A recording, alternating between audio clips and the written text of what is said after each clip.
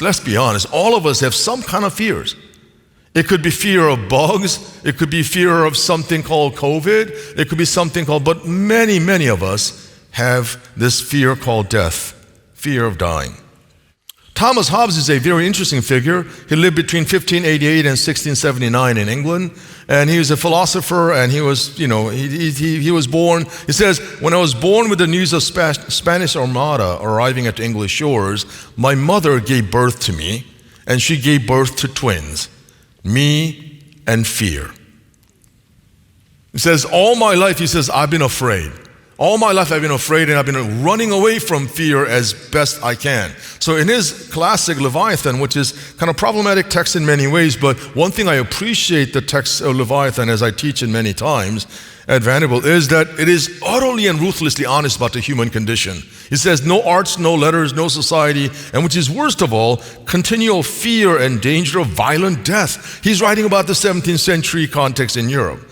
And he says, the life of many looks like solitary, poor, nasty, brutish, and short. This is human life at its most naked and basic analysis.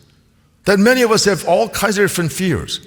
As the people of Israel, as they're about to look down the corridor of history and say, you know what, we're going to experience exile. None of the Israelites would say, yeah, attaboy, that's going to be a great future. No, there's going to be fear. They will have fear. They had fear. They're okay, we're going to experience what? Exile? What? You're going to experience defeat? What? We're going to experience homelessness? What? We're going to experience life as refugees? These are fear-inducing prospects. And yet, look with me at the end of verse 10. You will go to Babylon. There you will be rescued. There the Lord will redeem you out of the hand of your enemies. The Lord will do something, snatching you out of the hand of your enemies. These are things that call for now both fear-inducing but also faith-inviting. Fear-inducing because it sounds scary, but also we have to ask ourselves that question, whom do I really trust when the moments are truly dire and desperate? What will you do?